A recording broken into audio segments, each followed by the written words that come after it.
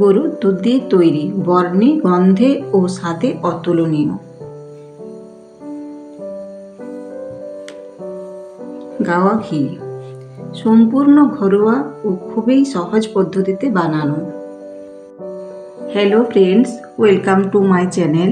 আমি লতিকা আর আপনারা দেখছেন কুকিং ব্লগ বাই লতিকা। আমি আজ খুব সহজ পদ্ধতিতে গাওয়া ঘি বানিয়ে দেখাবো। এর জন্য দুধ থেকে তোলা এক টিফিন বক্স সর আমি নিয়ে নিয়েছি। সরটা আমি থালার মধ্যে ঢেলে নিলাম।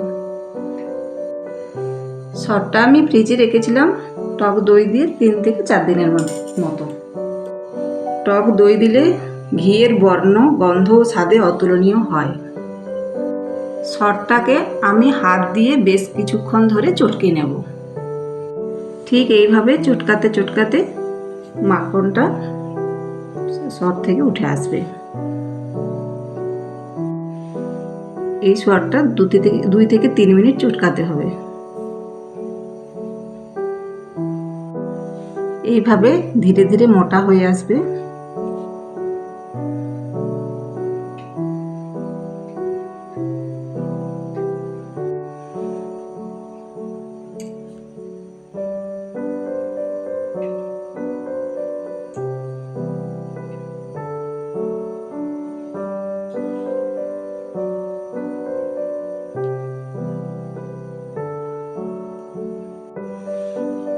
সর থেকে মাখনটা তৈরি হয়ে এসছে।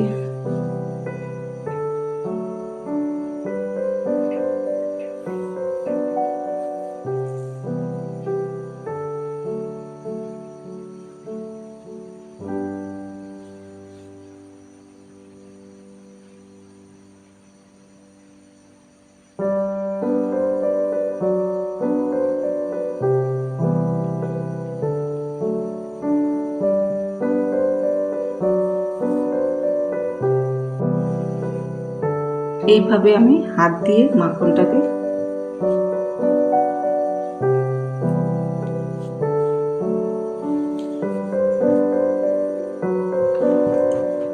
চটকে চটকে জলের মধ্যে দিয়ে দিচ্ছি।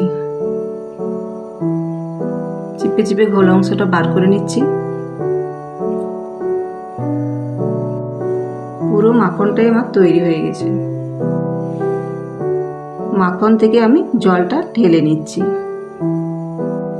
মাখনটা আমি খুব ভালোভাবে ধুয়ে জলটা বার করে নিলাম। এবার আমি গ্যাসটা জ্বালিয়ে মাখনটা বসিয়ে দিলাম।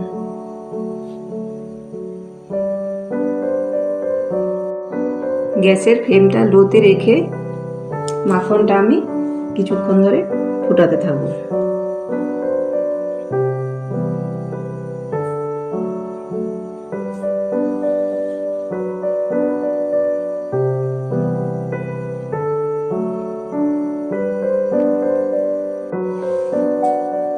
এইভাবে ধীরে ধীরে ফোটাতে থাকলে মাখন থেকে ঘি তৈরি হতে থাকবে।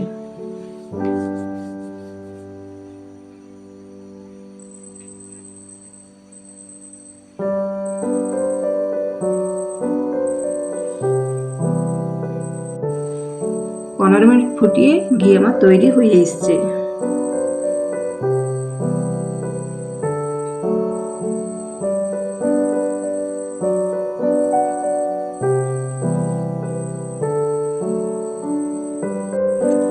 এরপর একটা পাত্রে পরিষ্কার কাপড় দিয়ে ঘিটা আমি ছেঁকে নেব।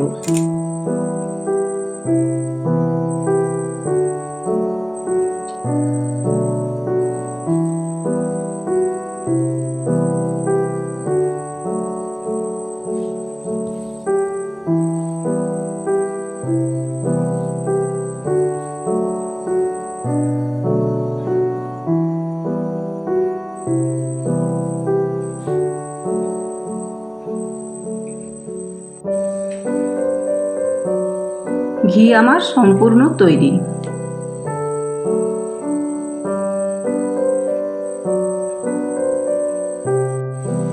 দেখুন ঘিয়ের কালারটা কত সুন্দর হয়েছে।